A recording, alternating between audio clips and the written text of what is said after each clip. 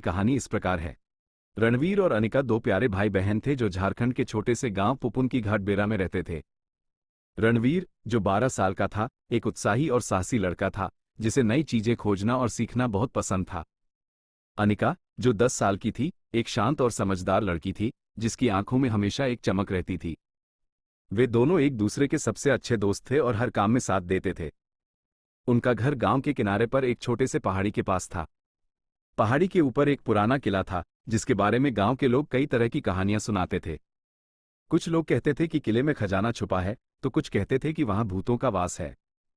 रणवीर को इन कहानियों में बहुत दिलचस्पी थी और वह अक्सर अनिका से किले के बारे में बातें करता रहता था।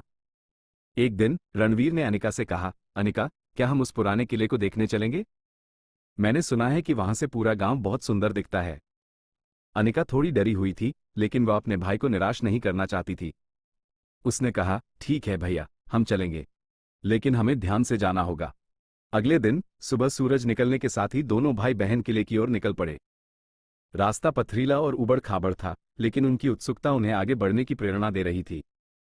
किले के पास पहुंचकर उन्होंने देखा कि उसके चारों ओर पुरानी और टूटी हुई दीवारें हैं।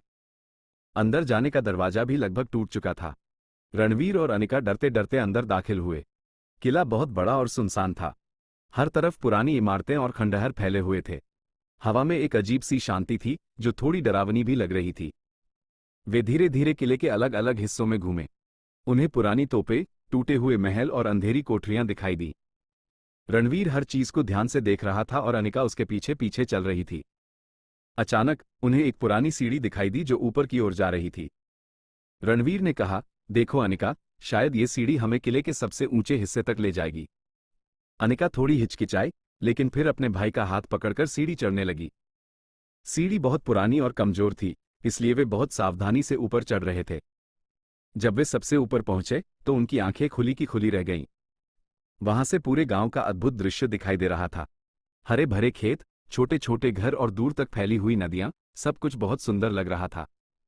रणवीर और अनिका कुछ देर तक उस खूबसूरत दृश्य को देखते रहे। उन्हें ऐसा लग रहा था जैसे वे किसी दूसरी ही दुनिया में आ गए हों। फिर रणवीर ने कहा, अनिका, देखो, मैंने कहा था ना कि यहां से सब कुछ कितना सुंदर दिखता है। अनिका ने मुस्कुराते हुए कहा, हाँ भैया, ये सच में बहुत सुंदर है। मुझे डर लग रहा था, लेकिन यहां आकर बहुत अच्छा लग रहा है। उस दिन के बाद रणवीर और अनिका अक्सर उस पुराने किले पर जाते थे। उन्हें उस जगह से एक खास लगाव हो गया था। उन्होंने जाना कि डर के आगे हमेशा कुछ सुंदर और नया छिपा होता है, बस उसे खोजने की हिम्मत करनी पड़ती है। उनकी यह छोटी सी साहसिक यात्रा उनके भाई बहन के प्यार और बंधन को और भी मजबूत कर गई।